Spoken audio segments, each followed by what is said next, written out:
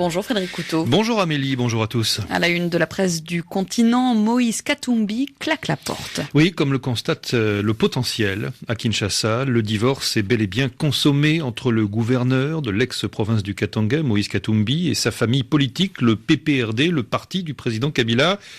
Il a par la même occasion démissionné également du gouvernorat. Moïse Katumbi accuse le pouvoir d'avoir tout mis en œuvre pour ne pas respecter la constitution de la République en entretenant retard, flou et illisibilité du cycle électoral et en élaborant une stratégie de glissement des dates des scrutins. Bref, Katumbi reproche à Kabila sa volonté de se maintenir au pouvoir coûte que coûte avec un troisième mandat en vue. Alors désormais s'interroge le potentiel. On se demande comment le PPRD pourra gérer l'ex-Katanga sans l'appui de Moïse Katumbi, Mwando Nsimba, Gabriel Kyungu, Vano Kiboko en prison, Jean-Claude Muyombo en prison aussi, le Sud Kivu sans le soutien de Vital Kamerhe et du docteur Mukwege, le Maniema sans Pierre Lumbi, le Nord Kivu sans le concours de Mbusa Nyamwisi en exil et d'Ernest Kiaviro en prison, l'Équateur sans José Ndundo, le Bandundu sans Olivier Kamitatou et Adolphe Mouzito, etc., etc. Le scénario de fin de règne de Joseph Kabila fait penser à celui d'un de ses prédécesseurs. Le feu maréchal Mobutu pointe encore le potentiel, abandonné par ses cadres au lendemain de la fin du monopartisme en avril 1997, puis lâché progressivement par tous ceux qui lui conseillaient une sortie politique honorable par l'organisation d'élections où il ne serait pas candidat après 32 années de règne. La majorité présidentielle s'est donc considérablement affaiblie, relève également le site d'information congolais 7/7. Oui, car Moïse Katumbi voulait faire évoluer la démocratie en menant le combat à l'intérieur de sa famille politique. Il vient donc de jeter l'éponge. Prochaine étape, relève 7/7, mettre en place une machine de guerre politique pour remporter l'élection présidentielle d'octobre 2016. En effet, renchérit le site d'information Afrique Arabia avec cette démission et cette déclaration ouvertement anti-Kabila. Moïse Katumbi se range clairement dans le camp des frondeurs de la majorité. Question, va-t-il rejoindre le G7 de Kamitatou et Lumbi? Si la réponse est positive, en prendra-t-il le leadership?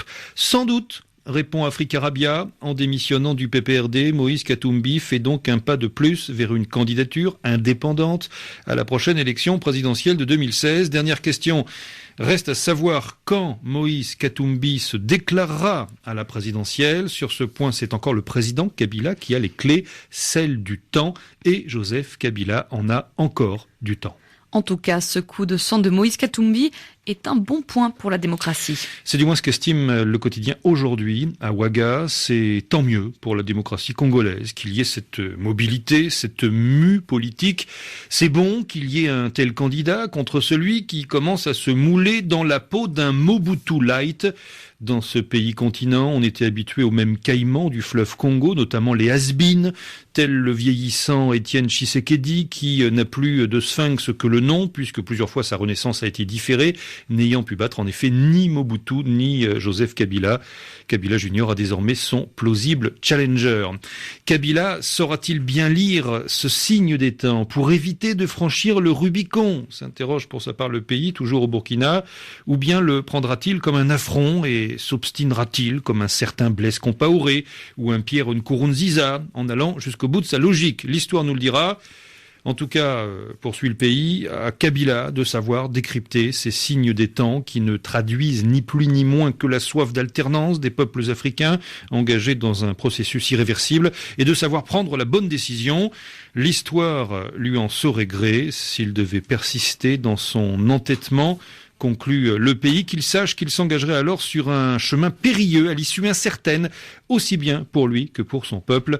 Kabila, donc, est averti. C'était la revue de presse de Frédéric Couteau et à lire sur RFI.fr à la page Afrique, la démission de Katumbi, un séisme qui ravit l'opposition à Joseph Kabila en République démocratique du Congo. À Kinshasa, il est 5h56, 6h56 ici à Paris.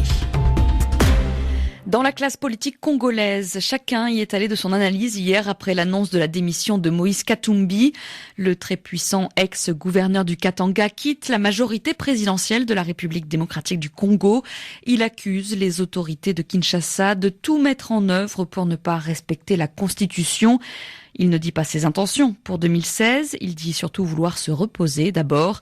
Pour la vie politique congolaise en tout cas, c'est un départ qui peut changer beaucoup de choses. Léa-Lisa Westerhoff. Premier poids lourd du PPRD à claquer la porte, la démission de Moïse Katumbi est un coup dur. Lors des présidentielles de 2006 et de 2011, Moïse Katumbi a été l'un des principaux soutiens du candidat Joseph Kabila dans l'immense province du Katanga.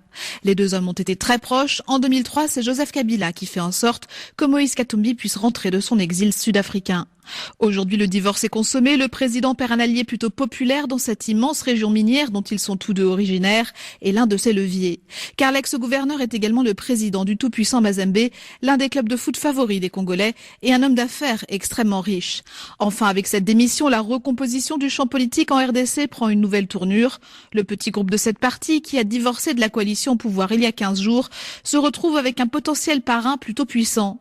D'autant plus que 3 autres figures politiques de ce groupe sont originaires du Katanga, ce qui leur donne une assise plutôt solide dans cette région clé.